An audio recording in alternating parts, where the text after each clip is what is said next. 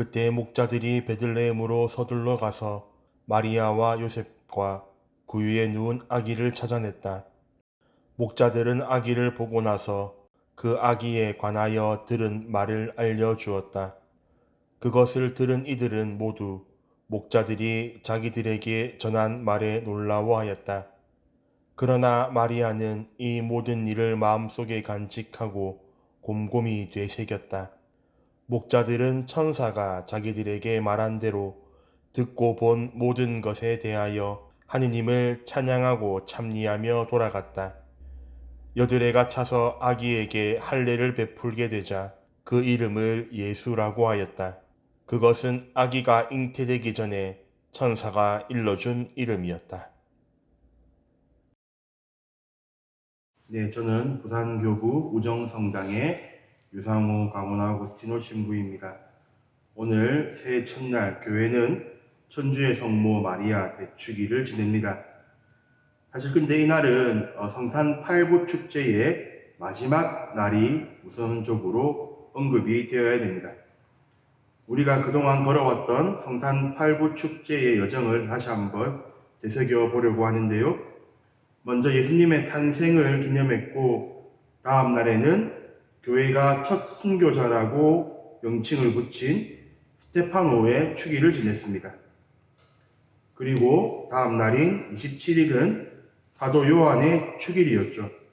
자신의 복음서를 통해서 창세기 첫 장 말씀에 대한 기억을 다시 한번 일으키게끔 했습니다.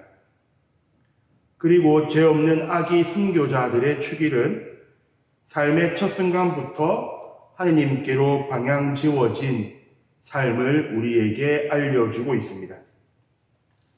그렇게 성탄 8부 축제는 시작 혹은 처음이라는 의미를 우리에게 잘 알려주고 있고, 오늘 성탄 8부 축제의 마지막 날 역시 새해 첫날로 처음이라는 의미를 우리에게 다시 한번 되새기게끔 하는 날입니다.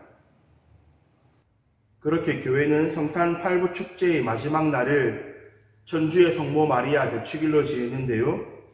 이는 말 그대로 성모님께서 하느님의 어머니이시라는 것을 의미합니다. 그런데 이 명칭은 사실 성모님에 대한 이야기이기보다는 예수님께서 어떤 분이신가에 대한 고민에서 시작된 축일입니다.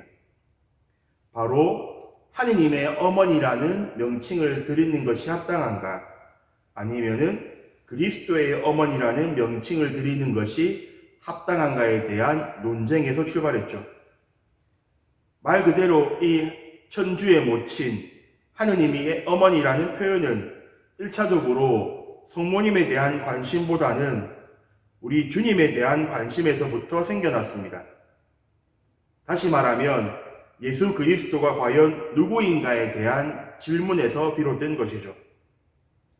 이와 같이 그리스도의 정체를 밝혀가는 과정에서 오늘 축일 천주의 모친이라는 우리 성모님의 신분이 함께 드러나게 된 것입니다.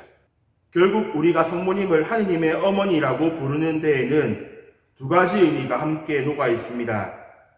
첫 번째로는 우리가 신앙 고백하듯이 예수 그리스도께서 성모님의 아들로서 참된 인간임을 고백하는 것입니다. 또 하나는 예수님께서 참된 하느님이심을 고백하는 것이죠. 그렇게 오늘 축일은 성모님께로부터 태어난 예수님이 하느님인 동시에 인간이라는 고백이 함께 나오게 된 것이고, 그렇게 예수님께서 인성만 지니신 분이 아니라 하느님의 아들로서 신성도 함께 지니신 분이기 때문에 우리가 성모님 역시 하느님의 어머니라고 고백해야 된다는 믿음이 시작된 것입니다. 결국 오늘 축일이 우리에게 알려주는 것은 오늘 축일의 의미가 성모님께로 나아가는 것이 아니라 이 축일의 방향이 예수님께로 방향 지어진 것이라는 것을 우리에게 알려주고 있습니다. 저도 그렇고 여러분들도 그렇고 신앙생활을 하면서 바깥 사람들에게 꼭 한 번씩은 듣는 질문, 가톨릭은 성모님을 믿는 종교입니까? 라는 질문에 오늘 축일이 그 답을 알려주고 있습니다. 우리는 성모님을 믿는 사람들이 아니죠.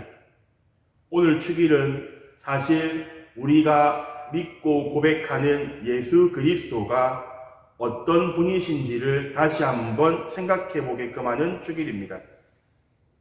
결국 우리가 오늘 축일에서 생각해 볼 수 있는 것은 이와 비슷하게 과연 우리 각자가 지닌 신앙의 본질이 무엇인지 한번 생각해 보게끔 합니다.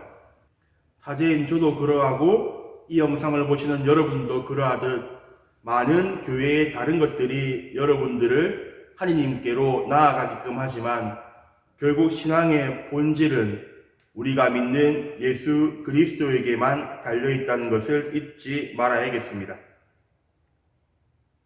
성모님을 하느님의 어머니라는 이 호칭을 교회가 왜 고집하고 지켜내려 했는지, 그 안에는 예수 그리스도께서 참 하느님이시며 참 인간이시라는 교회의 고백이 녹아 있음을 잊지 말아야겠습니다. 그리고 새해 첫 주일을 맞이하면서 내가 앞으로 살아가야 될 이 신앙생활 속에서 가장 중요한 신앙의 본질에 대해서 한번 돌아보시고 내가 지켜내고 고백해야 될 그 신앙의 본질을 잊지 않으시기를 소망해 봅니다.